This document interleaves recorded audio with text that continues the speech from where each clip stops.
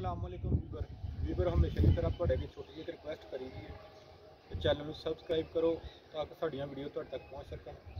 ਮੈਂ ਥੋੜਾ ਇਸ ਦਫਾ ਲੇਟ ਵੀਡੀਓ ਅਪਲੋਡ ਕਰਨ ਲੱਗਾ ਤੁਹਾਡੇ ਨਾਲ ਸ਼ੇਅਰ ਤੇ ਦਿਮਾਗ ਦਾ ਤੇ ਨੈਕਸਟ ਵੀਡੀਓ ਇਨਸ਼ਾਅੱਲਾ ਆਉਂਦੀਆਂ ਰਹਿਣਗੀਆਂ ਤੁਹਾਡੇ ਕੋਲ। ਤੇ ਅੱਜ ਅਸੀਂ ਨਾ ਉੱਤੇ ਦੁਕਾਨ ਬਣਾਉਣ ਲੱਗੇ ਆ ਯਾਨੀ ਕਿ ਲੈਂਟਰ ਦੇ ਉੱਤੇ।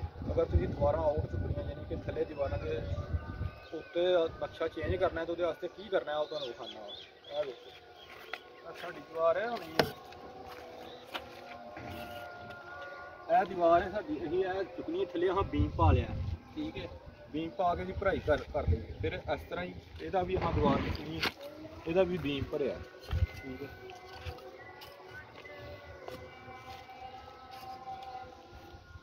ਤੇ ਲਿਹਾਜ਼ਾ ਤੁਹਾਡੇ ਅੱਗੇ ਰਿਕੁਐਸਟ ਹੈ ਛੋਟਾ ਜਿਹਾ ਤਰਤੀਬ ਸੇ ਕਿਉਂਕਿ ਆਊਟ ਦੀਵਾਰਾਂ ਤੁਸੀਂ ਚੁੱਕਦੇ ਹੋ ਨਾ ਤੇ ਆਊਟ ਦੀਵਾਰਾਂ ਦੇ ਤੁਹਾਨੂੰ ਫਾਇਦਾ ਹੈਗਾ ਬੀਮ ਪਾ ਲਓਗੇ ਤੇ ਜਿੱਥੋਂ ਮਰਜ਼ੀ ਦੀਵਾਰ ਚੁੱਕ ਲਓ। ਕੋਈ ਲੋਕ ਬਗੈਰ ਦੀਵਾਰਾਂ ਥੱਲੇ ਨਹੀਂ ਲੱਗੀ ਹੁੰਦੀ ਫਿਰ ਉਹ ਲੈਂਟਰ ਲਿਫਾਫ ਆ ਜਾਂਦਾ ਜਾਂ ਕੋਈ ਮਸਲਾ ਬਣ ਜਾਂਦਾ। ਲਿਹਾਜ਼ਾ ਇਹਦੇ ਤੋਂ ਤੁਸੀਂ ਇhtiyat ਕਰੋ ਤੇ ਤੁਸੀਂ ਕੋਸ਼ਿਸ਼ ਕਰੋ ਕਿ ਬੀਮ ਪਾ ਲਓ।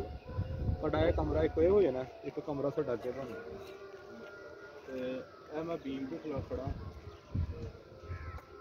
ਤੇ ਚੈਨਲ ਨੂੰ ਸਬਸਕ੍ਰਾਈਬ ਕਰੋ ਤੁਹਾਡੇ ਤੱਕ ਸਾਡੀਆਂ ਵੀਡੀਓ ਪਹੁੰਚਦੀਆਂ ਰਹਿਣ ਤੇ ਮੇਰੀਆਂ ਵੀਡੀਓ ਤੁਹਾਡੇ ਲਈ ਮਫੀਦ ਹੁੰਦੀਆਂ। ਅੱਲਾ ਹਾਫਿਜ਼।